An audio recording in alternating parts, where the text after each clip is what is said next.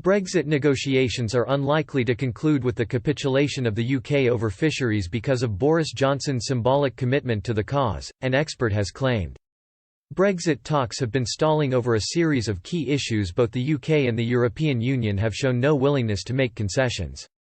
The future of British fisheries has remained a point of contention since the start of the talks as the EU continues to demand access to UK waters at the end of the transition period. Tim Bale, the deputy director of the UK in a Changing Europe think tank, suggested Boris Johnson is unlikely to give in to EU demands because of their symbolic importance. Speaking to CNBC, Mr. Bale said, "Clearly there are far more important sectors that matter economically in these negotiations than fishing. I think the problem is it's emotive, it's symbolic. It's all about the slogan that won the referendum, 'Take back control,' it's one aspect of that. Certainly, in some communities it plays very well and for the government that is important." The international relations expert however suggested the Prime Minister has been conducting the negotiations with Brussels by still keeping an eye on the impact the talks could have on voters. He continued, "It obviously not only has an eye on the negotiations themselves but also on the electoral implications of everything it does.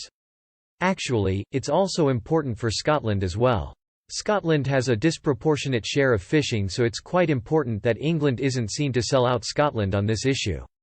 Michel Barnier has repeatedly renewed demands from the EU27 for continued access to British waters despite years of criticism from UK fishermen about depleted stocks and unfair competition. The National Federation of Fishermen's Organisation issued a stern warning to Mr. Barnier, reiterating Brussels' exploitative relationship with British waters is coming to an end. Barry Dees, the Federation's CEO, told Express, "The changed legal position at the end of the transition period is that EU and UK vessels no longer have automatic access to each other's waters. Access will have to be negotiated as part of annual fisheries negotiations, along with appropriate quota shares."